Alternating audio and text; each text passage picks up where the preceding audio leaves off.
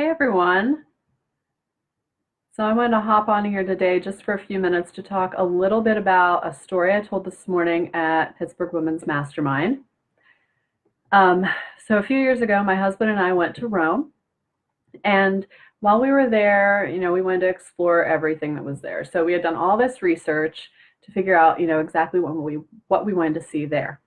And as you can imagine, in Rome, not only do all roads lead there, but also it is the home of like billions of churches. So every little corner had a saint this or saint that. How do you decide which one you might want to visit? Well, as it turns out, something that I discovered years and years ago before I was even in the business I'm in today was that every single church in Rome has a gimmick, as I was referring to it then, thanks to the musical Gypsy. Everyone had a gimmick. Everyone had something that they were using to get people in the door. So when we were looking at all the cool stuff to see, there were churches that, did this, did that, offered this. There was one that we had this morbid interest in. Apparently it's associated with I want to say it was like St. Anthony's or something. It was associated with a monastery, and all the monks that lived in the monastery had to sign some sort of paperwork when they became monks there. Capuchin, that was the type of monks. The Capuchin monks, they had to sign something saying that they were basically giving their bodies to the church after they died. So this was back, hundreds of years ago. So they would bury these guys underneath the church, and a few years after, they had a set amount of time, or sometimes that was sped up if they had a lot of dead monks that they had to bury. So they would dig up the bones once all of the remains had kind of, disintegrated into the ground, and they would take the bones into this hallway with these little rooms off of this main hallway, and they would decorate the walls and the ceilings in these rooms with the bones. And I don't mean like line up all the femurs, line up all the ribs. It was like floral designs and butterflies and these intricate patterns out of the monk's bones. So my husband and I went there, obviously, because who wouldn't want to be completely creeped out seeing monks' bones decorating the walls? It was actually a really interesting, introspective sort of thing. We were thinking a lot about our own mortality. We were thinking about, these monks, their remains are here as long as the bones survive. I mean, if there's an earthquake or something, obviously that story might change, but this church was drawing people in because they had come up with this brilliant marketing scheme. Now, again, this isn't for everyone. I'm sure not everybody listening to this is as intrigued as I was. You're probably a little grossed out.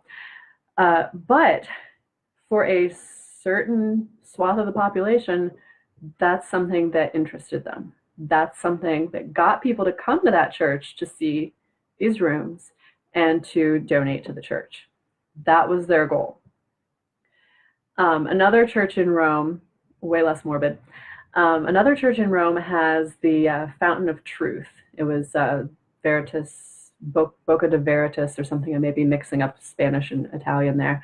But it was like the Mouth of Truth fountain. And someone said this morning they think that was in the Audrey Hepburn movie Roman Holiday. So it's basically this big medallion on the wall where the water's coming out somewhere.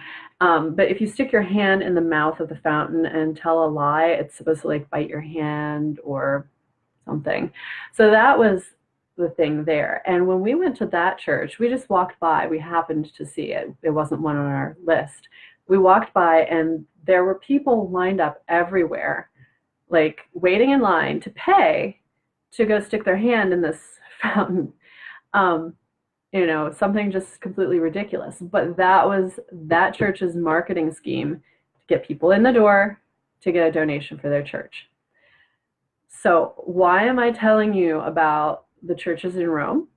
Because they each had something special that they were using to get people in the door They were maximizing that story to draw people in, to set them apart from everyone else in the crowd.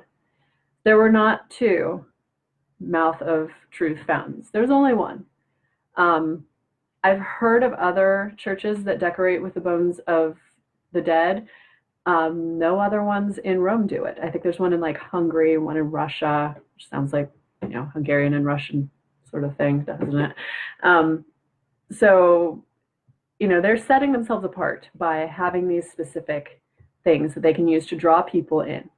So what I wanted to talk to you about was, what are you doing to draw people in? What are you doing to set yourself apart from the audience, or from the rest of the people, to attract your audience?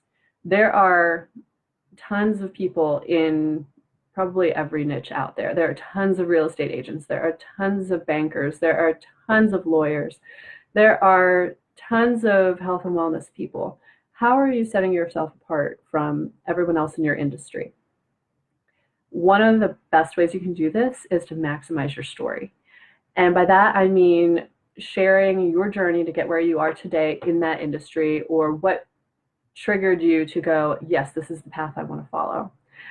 These are some big things you can do to get people interested, get people to trust you. When people are interested in your story, they feel like they know you a little bit better and they want to work with you. So tell me in the comments, what are you doing? What's your story? Are you maximizing your story? I'd love to hear about it. So, bye everyone. I'll comment as you guys comment.